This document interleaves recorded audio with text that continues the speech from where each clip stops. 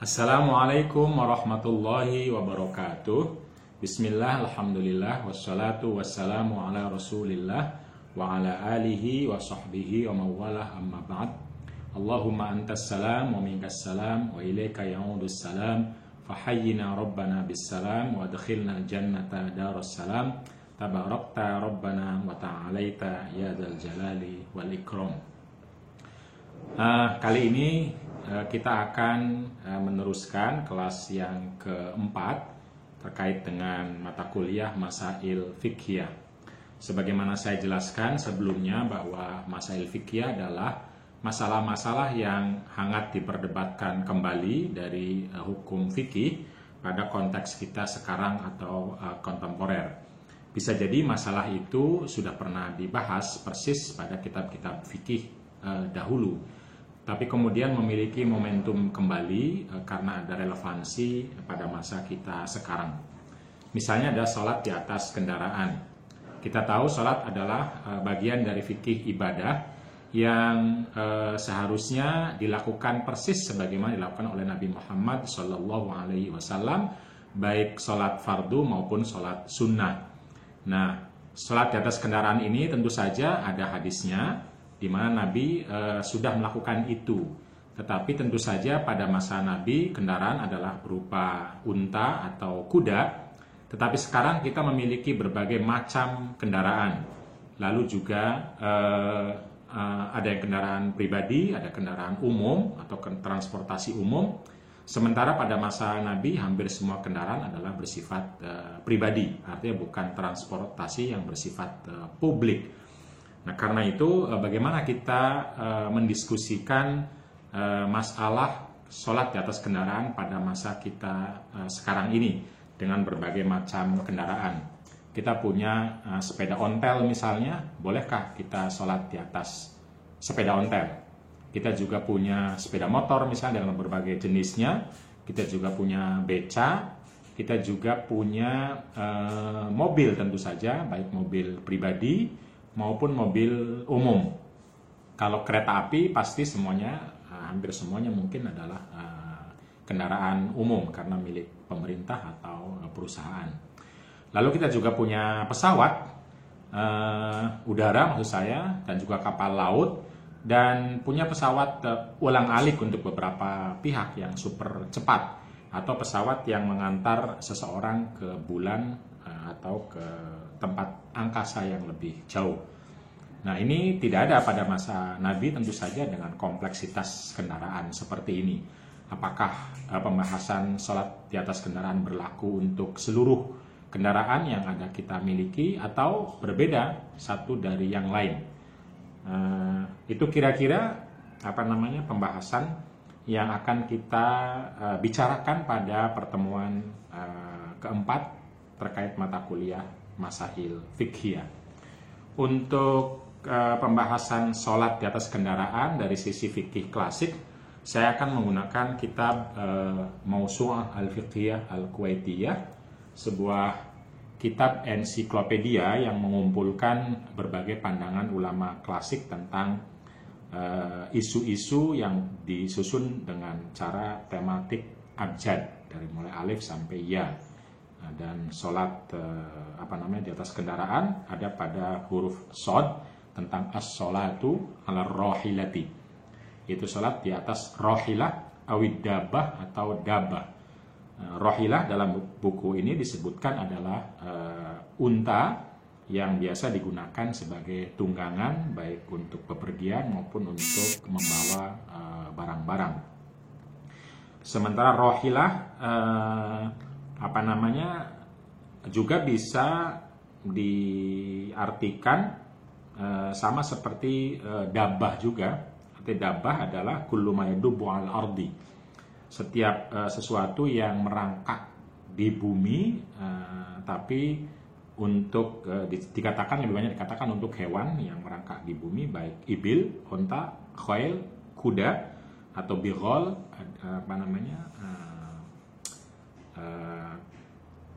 keledai, dan keledai maupun sejenisnya. Jadi yang dijadikan tunggangan oleh orang-orang Arab pada saat itu. Nah, kita tahu mungkin di tempat lain bisa jadi ada panda, ada serigala. Kalau di kutub pada saat itu di mana serigala juga menjadi tunggangan dokar misalnya ya. Dan sudah dibahas juga di kitab-kitab fikih tentang safinah atau kapal-kapal laut. Mari kita bahas beberapa isu outline-nya biasanya terkait dengan membedakan antara sholat sunnah dengan sholat wajib. Lalu kemudian soal kiblat, sholat di atas kendaraan, kemana kiblatnya. Lalu kemudian tata cara sholat di atas kendaraan. Nah, pembahasan saya tentu saja akan dikaitkan dengan isu pada masa kita sekarang. Jadi karena itu sekarang kita sudah tidak pakai onta, tidak pakai kuda, tidak pakai keledai. Karena itu sholat di atas kendaraan juga berlaku paling tidak dalam 3 model pembahasan. 3 model pembahasan artinya ada kendaraan-kendaraan yang bersifat publik. Publik artinya umum, dia tidak dimiliki oleh seseorang, yang tentu saja berbeda berhenti dan naiknya dibanding dengan kendaraan pribadi. Kalau publik itu terjadwal mengikuti aturan tertentu yang seseorang tidak bisa seenaknya naik dan turun. Yang kedua adalah kendaraan pribadi. Kendaraan pribadi tentu saja ada kendaraan yang secara umum seseorang jarang untuk bisa mudah turun, tapi lebih memilih tetap di dalam. Misalnya adalah mobil atau apalagi yang sejenisnya lah kira-kira. Tetapi kalau kendaraan yang orang dengan mudah bisa turun untuk keperluan yang sangat spesifik, sangat sederhana, misalnya mau minum, mau makan, atau mau apalagi mau istirahat, itu turun dari kendaraan. Misalnya adalah sepeda motor, beca, itu orang mudah sekali turun. Kalau mobil, orang bisa saja istirahatnya di dalam mobil, tidurnya di dalam mobil, jadi tetap berada di dalam. Nah, pertanyaannya adalah, apakah pembahasan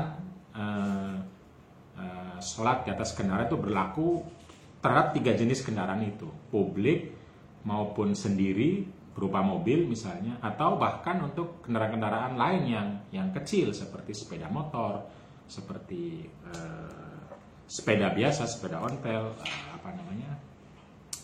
beca dan lain sebagainya. Kalau pembahasan bepergian dan tidak itu sudah ada persis di ulama fikih klasik ya. Kita akan membuat kesimpulannya nanti, tetapi setiap pembahasan nanti akan saya pertanyakan apakah mungkin itu untuk kendaraan-kendaraan jenis yang kita bicarakan atau kita miliki pada masa sekarang. Yang pertama adalah pembicaraan mengenai sholat sunnah di atas kendaraan. Nah, di dalam kitab ini disebutkan bahwa hampir semua ulama sepakat sholat sunnah di atas kendaraan bagi seorang yang lagi musafir. Musafir artinya melakukan perjalanan keluar kota, jadi bukan jalan-jalan di dalam kota. Keluar kota, jalan-jalan keluar kota, itu dibolehkan untuk sholat di atas kendaraan, sholat sunnah. Nah, sunnah apapun, karena pertama ada ayat yang dikatakan oleh Ibnu Umar itu turun untuk sholat sunnah. Walillahil masyriqu wal maghribu fa innama tuwallu fasamma wajhullah. Allah itu memiliki timur dan barat, dan kemanapun Anda menghadap maka sesungguhnya Anda sudah menghadap arah Allah, arah kiblat. Nah, karena itu sholat sunnah ya bisa menghadap kemana saja. Bagi orang musafir boleh sholat sunnah di atas kendaraan. Begitupun ada hadis Nabi yang diriwayatkan oleh Imam Bukhari bahwa Nabi itu biasa sholat di atas kendaraan kemanapun kendaraan itu menghadap, jadi tidak perlu disuruh terus menghadap kiblat. Tetapi faida al-faridatu nazalat fastaqbala al-qiblah. Kecuali kalau ada sholat fardu, Nabi akan turun dari kendaraannya lalu menghadap kiblat sebagaimana mestinya. Nah, ayat ini berarti ayat yang bicara tentang boleh menghadap kemanapun kiblat itu hanya turun untuk sholat sunnah bagi musafir. Kalau safarnya itu adalah safar atau perjalanannya itu panjang, perjalanan sebagaimana qashar dan jamak sholat di atas 80 km, maka hampir semua ulama mengatakan boleh sholat di atas kendaraan. Tetapi kalau perjalanannya pendek, tidak sampai 80 km, misalnya cuma 30, cuma 20, tapi sudah keluar kota, maka sholat di atas kendaraan juga boleh menurut mazhab Hanafi, Syafi'i, dan Hambali. Begitupun mazhab lain, Auza'i, Laits, dan Hasan. Tapi Imam Malik mengatakan tidak boleh sholat di atas kendaraan, hanya boleh untuk sholat pepergian yang jaraknya panjang sebagaimana qashar dan jamak. Ya tentu perdebatannya ngikutin pendapat, ngikutin ayat dan hadis tadi ya. Kalau dianggap mutlak maka berlaku semua, kalau dianggap khusus hanya untuk safar saja, maka disitulah terjadi perdebatannya. Tapi menurut mazhab Hanafi bahkan mengatakan tidak harus dalam keadaan safar. Jadi kapanpun di dalam kota maupun keluar kota, ketika orang lagi naik kendaraan, maka sholat sunnah boleh dilakukan di atas kendaraan. Begitupun sebagian mazhab Syafi'i, yaitu Abu Sa'id Al-Istakhri, ini salah satu ulama mazhab Syafi'i. Begitupun Qadhi Husain itu memperbolehkan seseorang untuk sholat di atas kendaraan sekalipun tidak dalam bepergian, kalau sholatnya adalah sunnah. Dan sholat sunnah ini artinya semua jenis sholat sunnah ya, sunnah mutlak atau sunnah rawatib juga, ba'da zuhur, qabla zuhur, dan bahkan sholat witir itu masuk semua, boleh. Jadi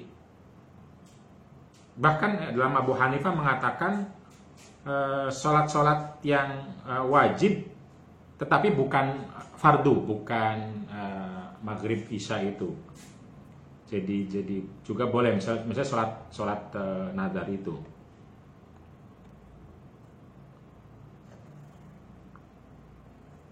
Nah itu perdebatannya ya. Jadi ada yang mengatakan hanya untuk perjalanan, ada yang mengatakan boleh sekalipun di dalam kota. Yang perjalanan ada yang bilang harus panjang, ada yang bilang boleh sekalipun tidak panjang. Yang panjang hanya Imam Malik, sementara tidak panjang hampir semua mazhab. Dan yang mengatakan boleh di dalam kota adalah Imam Abu Hanifah, sebagian Imam Abu Hanifah dan sebagian mazhab-mazhab Syafi'i juga membolehkan. Nah artinya kalau kalau boleh di dalam kota, berarti boleh seseorang naik ke mobil, bahkan naik ke motor atau mungkin sepeda sekarang, tidak untuk perjalanan, itu juga boleh melakukan sholat sunnah, berarti sholat-sholat yang bukan wajib, bukan zuhur, asar, maghrib, isya itu. Dan sunnahnya apapun, karena Nabi sendiri diriwayatkan oleh beberapa ulama hadis bahwa Nabi kalau sholat witir juga di atas kendaraan, yaitu diriwayatkan oleh Imam Bukhari dalam sahihnya bahwa Nabi juga sholat witir di atas kendaraan. Nah witir kan termasuk sesuatu yang sangat sunnah, bahkan beberapa mengatakan wajib. Nah wajib bukan fardu ya nanti istilahnya, karena mazhab Hanafi membedakan antara fardu dengan wajib. Kalau fardu itu yang 5 itu fardu karena ada ayat Qur'annya. Kalau wajib itu di bawah fardu, di atas sunnah. Mungkin kita mengistilahkannya sunnah muakkadah. Jadi witir itu boleh di atas kendaraan. Nah kalau witir boleh, apalagi sunnah-sunnah yang lain, rawatib misalnya, lalu kemudian sholat hajat, sholat duha, apalagi sholat sunnah yang lain, itu berarti boleh dilakukan di atas kendaraan. Nah kalau dalam mazhab Hanafi bahkan yang wajib selain fardu boleh di atas kendaraan. Kalau kita bilang misalnya adalah sholat Id misalnya, istisqa misalnya, itu boleh dilakukan di atas kendaraan. Nah, kendaraannya zaman sekarang tentu bukan lagi onta, tetapi mobil, motor, atau yang lain.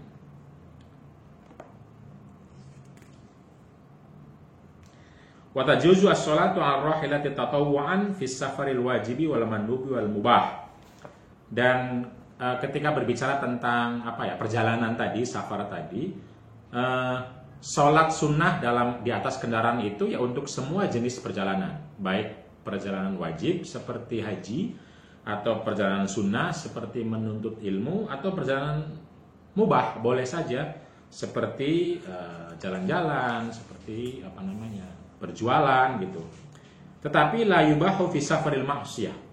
Tetapi tidak boleh untuk bepergian yang bersifat haram atau maksiat.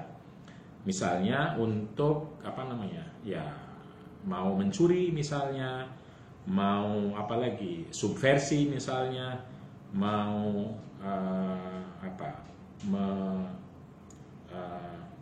mau berbuat jahat kepada orang lain, mau membunuh orang lain misalnya, atau mau berperang yang tidak sah, maka perjalanan itu haram, dan perjalanan haram tidak boleh memperoleh rukhsah.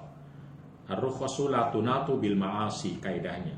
Jadi rukhsah itu tidak bisa diberikan kepada orang-orang yang sedang melakukan maksiat yang diharamkan. Jadi karena itu sholat di atas kendaraan tidak dibenarkan bagi orang yang perjalanannya untuk maksiat. Wa qala Abu Hanifah wa Tsawri wal Auza'i lahu dzalik li'annahu musafirun fa ubiha lahu tarakhus kal muti'.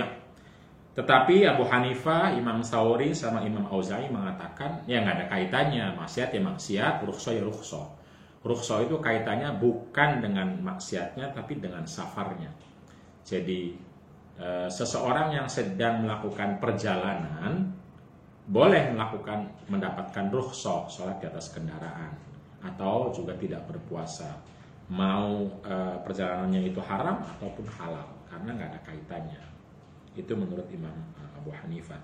Jadi kesimpulannya adalah sholat di atas kendaraan menurut fikih klasik, jika sholatnya sunnah, itu semua ulama mengatakan boleh kalau untuk perjalanan jauh. Tapi kalau untuk perjalanan pendek keluar kota, itu sebagian besar boleh kecuali Imam Malik. Tetapi kalau untuk di dalam kota bukan perjalanan jauh, itu beberapa ulama membolehkan, ulama yang lain tidak membolehkan. Nah, persoalannya adalah dulu onta, nah sekarang tidak onta lagi.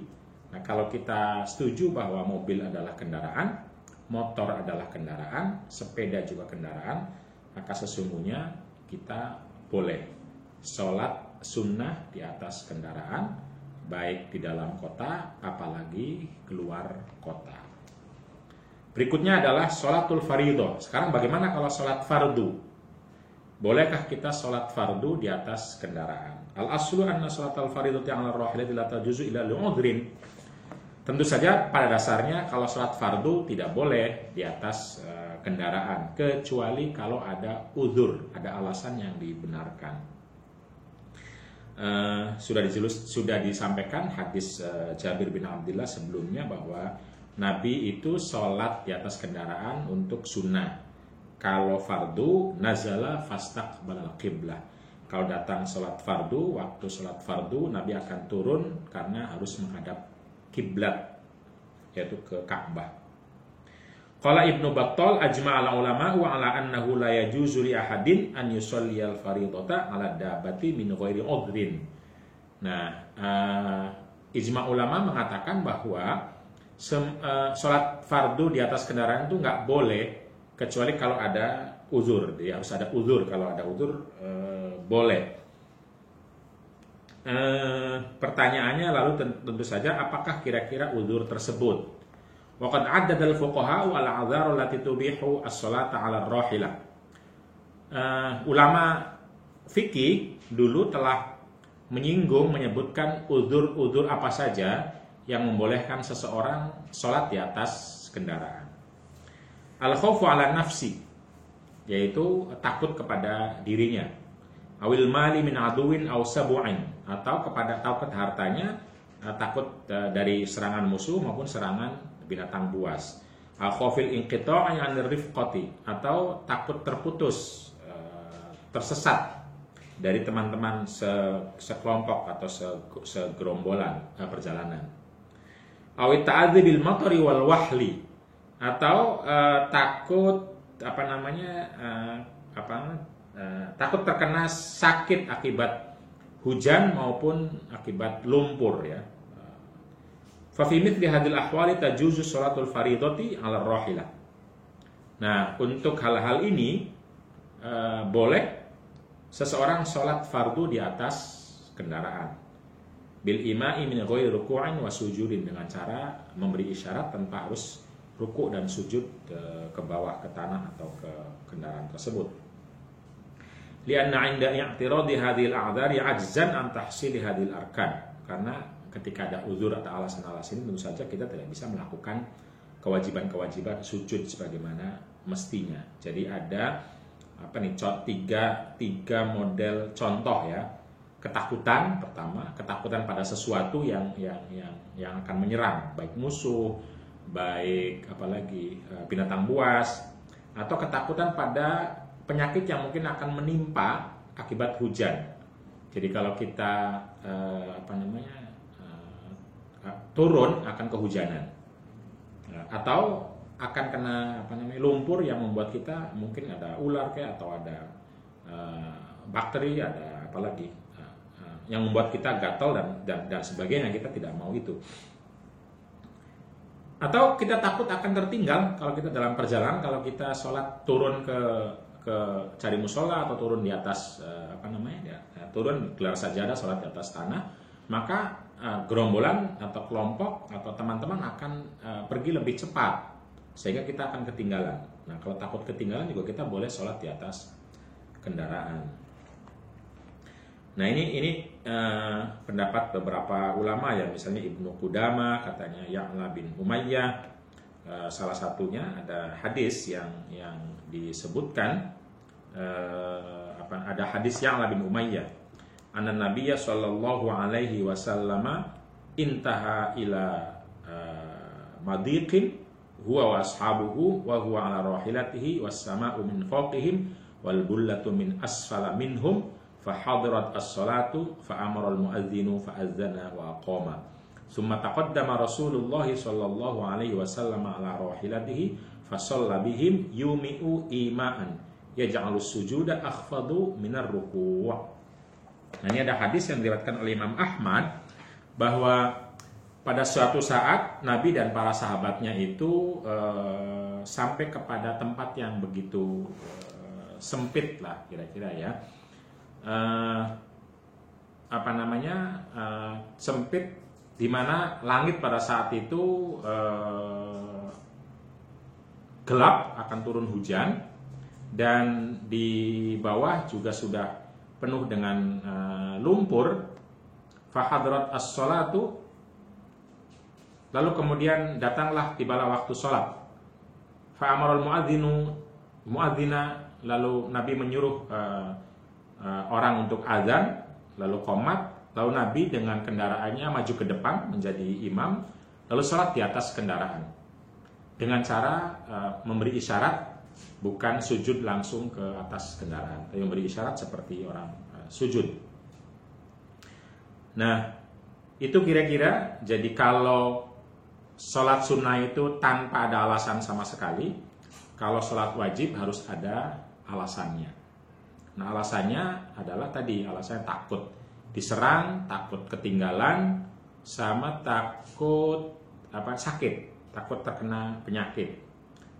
Dan Nabi pernah terjadi pada masa Nabi di mana Nabi sholat di atas kendaraan, sholat wajib, karena khawatir hujan sama khawatir lumpur yang mengganggu kalau sholatnya di atas tanah. Itu dalam fikih lama ya. Nah, kalau untuk fikih baru mungkin ilhaqu binadhairihanya itu, atau mengaitkan dengan apa yang dilakukan oleh Nabi dan yang dijelaskan oleh para ulama dalam kitab fikih itu, kalau sekarang karena kita tidak punya onta lagi dan tidak takut bukan tidak takut ya, bukan kaitannya dengan lumpur-lumpur yang ada di tanah, karena tanah kita sekarang udah keras semua dan ketika hujan juga kita punya musola, maka mungkin problemnya adalah tadi dalam kendaraan publik, kalau kita sholat turun misalnya, maka kita akan ketinggalan. Kalau kita sholatnya di atas kendaraan sebagaimana mestinya, tidak ada tempat. Nah, kita hanya punya kursi satu seat yang biasanya juga mahal kalau di kereta api atau di bis atau di pesawat. Maka kita boleh sholat di atas kendaraan dengan alasan nggak ada tempat untuk sujud dan ruku, dan alasan kita nggak mungkin turun kalau di pesawat. Nggak mungkin minta turun dulu ke terminal, atau kalau di kereta api kita cari stasiun dulu misalnya, atau kita cari tempat perhentian, itu nggak mungkin. Biasanya kalaupun kita turun itu untuk istirahat yang cukup untuk makan dan lain sebagainya. Jadi secara konsep, sekalipun ada waktu untuk turun, kita tetap diperbolehkan untuk sholat di atas kendaraan, sholat fardu.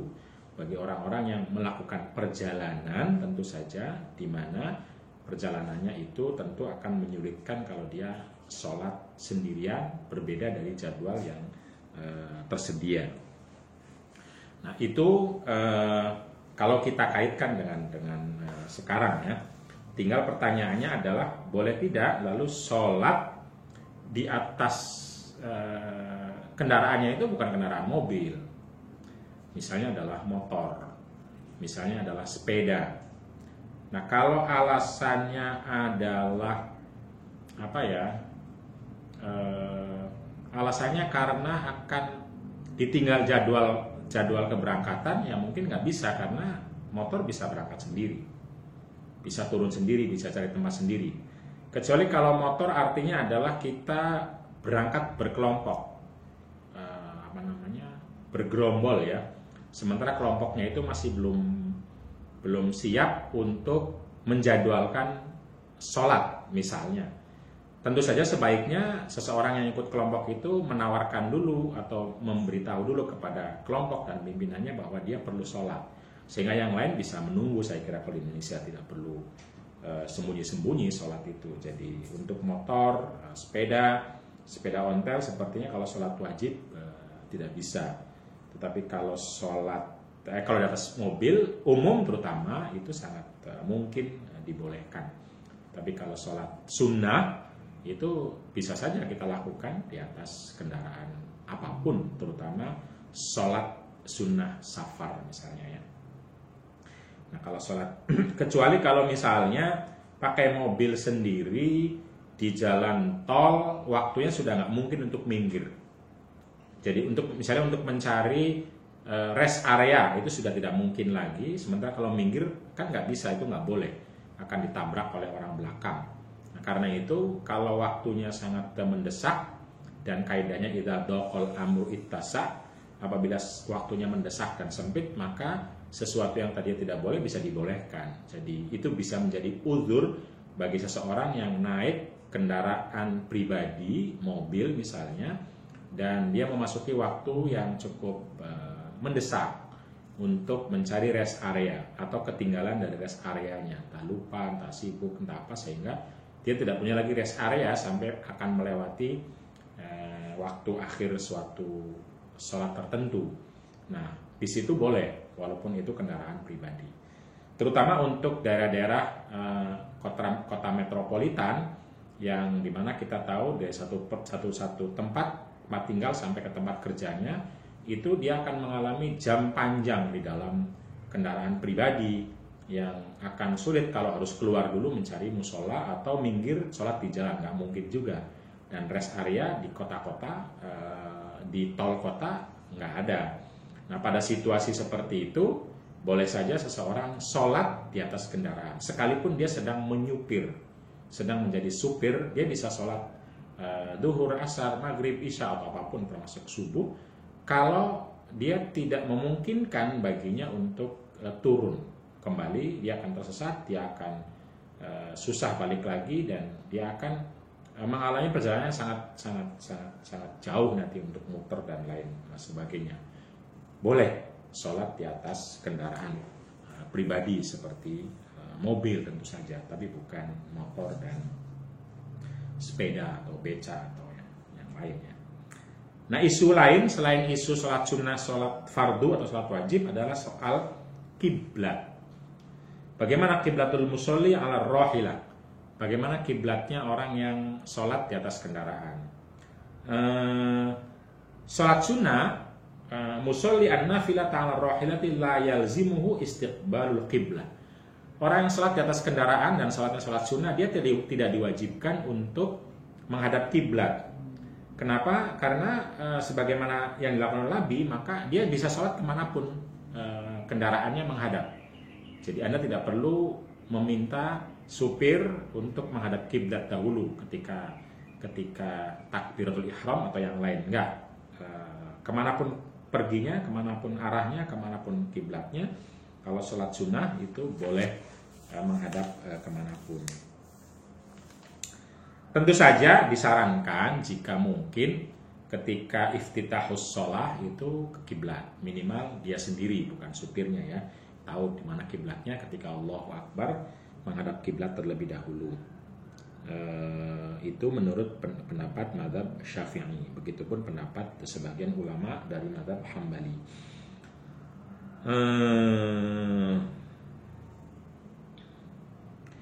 Beberapa ulama mazhab Syafi'i juga mensyaratkan ketika salam menghadap kiblat.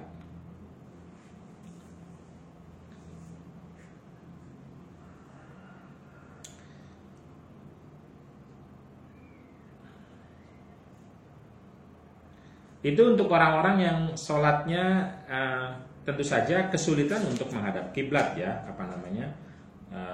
tempatnya atau kursinya. Tetapi kalau dia punya kesempatan untuk bisa menghadap kiblat, misalnya ada ruang musola di kendaraan tersebut yang dia bisa menghadap kemanapun, seperti kapal laut misalnya, atau di kereta beberapa itu ada ruang kecil yang disediakan untuk sholat, dan sehingga seseorang bisa menghadapnya bisa ngikutin, maka seharusnya ke situ sholatnya. Itu kata ulama Abul Hasan Al-Amudi ya. Jadi kalau mampu bisa untuk menghadap kiblat, ya sebaiknya menghadap kiblat.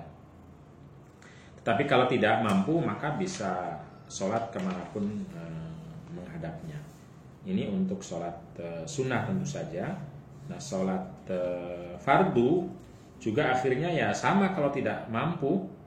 Jadi kalau sholat sunnah itu mampu tidak mampu, boleh sholat kemanapun menghadapnya. Tetapi kalau sholat fardu diusahakan takbiratul ihram sama salam menghadap kiblat. Atau kalau mungkin menghadap kiblat semua, maka sebaiknya menghadap kiblat semua.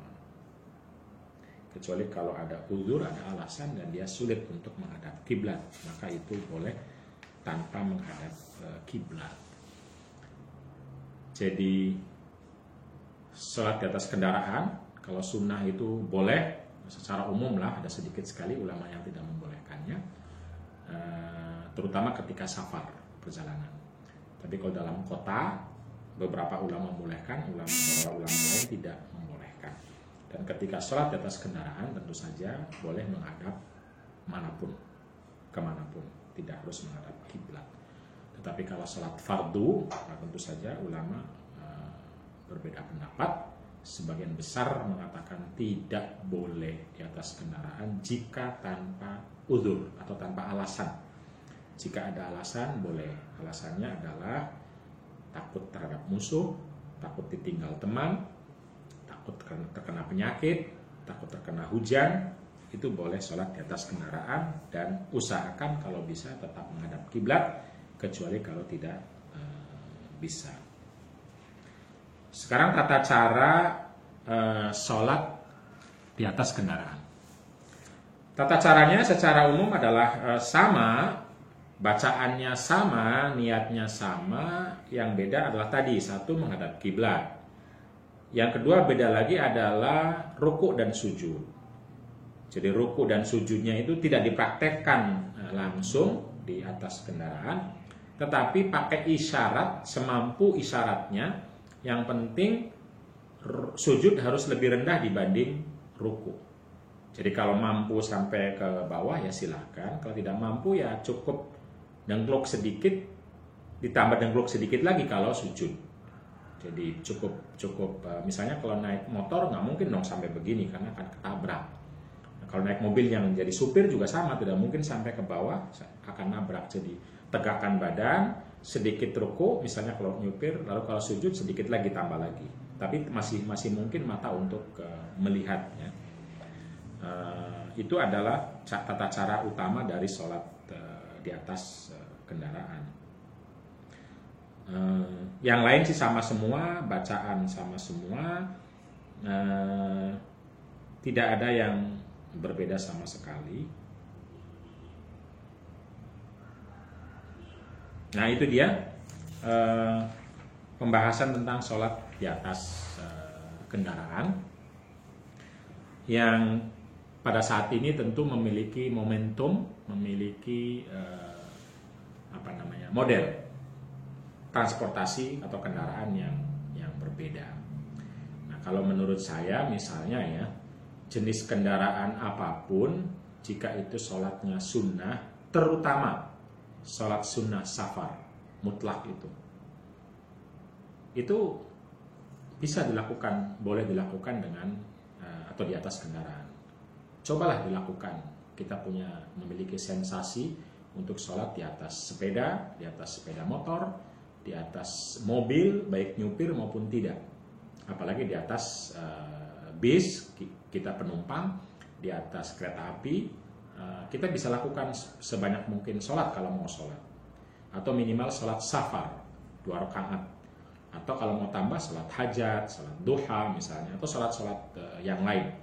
Kadang kita sibuk dengan main game, dengan main HP, tapi tidak mau sibuk dengan sholat. Sholat sunnah termasuk diantaranya. Bagi orang yang menikmati berhubungan dengan Allah Subhanahu wa Ta'ala, berzikir dan mengingat, tentu saja sholat adalah tempat yang paling mulia, tempat yang paling dekat, paling mudah untuk bisa bertemu dan berhubungan dengan Allah Subhanahu wa Ta'ala. Karena itu saya sarankan untuk mencoba sensasi sholat di atas kendaraan, terutama sholat-sholat sunnah tentu saja. Minimal sekali dalam seumur hidup itu sholat safar misalnya. Kita sering melakukan perjalanan keluar kota, naik kendaraan, cobalah sholat safar misalnya. Sementara sholat fardu kita tetap bisa turun ke mushola-mushola yang tersedia banyak sekali di berbagai tempat. Atau ketika kita naik motor keluar kota, bahkan di dalam kota, sekali-kali sholat. Kenapa? Di atas motor, tentu dengan gerakan yang tetap aman. Jangan sampai penglihatan kita terganggu tentu saja. Itu adalah cara kita untuk bisa konsentrasi juga, membiasakan diri untuk selalu menjaga hati, kesadaran, perasaan, dan pikiran kita selalu terhubung dengan Allah Subhanahu wa Ta'ala. Itu adalah pengalaman yang menarik dan baik untuk melatih diri agar selalu sadar untuk berzikir, mengingat Allah Subhanahu wa Ta'ala. Kalau sholat fardu tentu saja prinsipnya adalah cari dulu yang tidak di atas kendaraan. Jadi kalau ada musola bisa turun, karena sekarang sudah hampir perjalanan bis kota pun tengah rasa dengan waktu sholat. Kereta api mungkin jadwalnya sering bertabrakan dengan sholat, tapi kita bisa pakai jamak qashar, digabungkan. Tapi kalau pada kondisi kita tidak mungkin jamak qashar, tidak mungkin kita turun, ya kenapa kita tidak sholat di atas kendaraan? Biasanya subuh misalnya, bagi orang yang melakukan perjalanan dari Cirebon ke timur, di mana perjalanannya itu dimulai dari jam 2, jam 3, atau bahkan jam 10 sekalipun, 10 malam kalau ke Jogja, maka akan sampai setelah subuh. Ke Surabaya akan sampai setelah subuh. Nah itu sholat subuhnya bisa saja kita lakukannya di atas kendaraan. Jadi jangan meninggalkan sholat kalau waktunya akan habis dipakai untuk perjalanan. Itu kira-kira, apalagi kalau pesawat tentu saja itu lebih possible lagi, lebih mungkin lagi, lebih memperoleh argumentasi, alasan dan dukungan dari para ulama ya. Mobil saja boleh, kereta api saja boleh, apalagi pesawat yang pasti akan melintasi waktu-waktu negara, benua dan yang lain. Tentu saja lebih-lebih lagi kalau pesawat supersonik, ulang-alik dan lain yang lebih cepat dan lebih besar lagi. Jadi tentu saja ini merupakan pengamalan dari prinsip bahwa ad-dinu yusrun, kata Nabi, bahwa Islam itu adalah mudah, jangan dipersulit. Jadi sholat, misalnya kalau kita berada di negara-negara Eropa Barat atau negara-negara Asia Tenggara yang tidak mudah menemukan musola, tempat wudhu atau sholat di jalan tidak mudah, itu kita tidak harus di mana-mana sholat di atas tempat-tempat yang itu asing bagi orang lain untuk sholat. Sholat di atas kendaraan aja, ketika kita berada di kendaraan kita sholat, sehingga kita tidak tergopoh-gopoh untuk mencari musola yang itu tidak kita temukan. Jadi sekali lagi, sholat di atas kendaraan adalah salah satu pembahasan masail fikih yang memang sudah dibahas oleh ulama fikih dulu, tapi sekarang kita punya momentum baru ketika kendaraan kita sudah berubah, berbeda. Ada jenis transportasi publik, ada transportasi pribadi yang juga berbeda-beda modelnya, tujuannya, jenis kota dan keluar kotanya juga berbeda dari satu dan lain hal.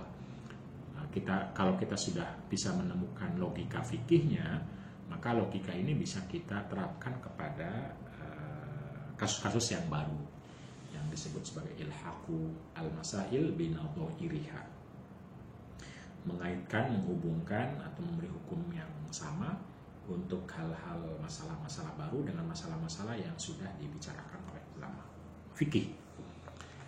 Demikian kelas masail fikih yang keempat tentang sholat di atas kendaraan, baik sunnah, fardu, baik menghadap kiblatnya maupun tata caranya.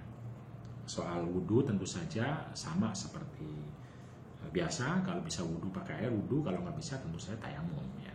Alasannya saya kira sama di tayamum, dan jenis-jenis untuk tayamumnya seperti apa juga saya kira sama pembahasannya. Jadi ada yang bilang debu, ada yang bilang apapun yang ada di atas atau yang terbuat dari bagian tanah. Oke, kita akan ketemu lagi minggu depan untuk masail fikih yang kelima. Terima kasih. Wallahu yarhamuna rahmatan amatan syamilah. Wallahul muwaffiq ila aqwamit thoriq.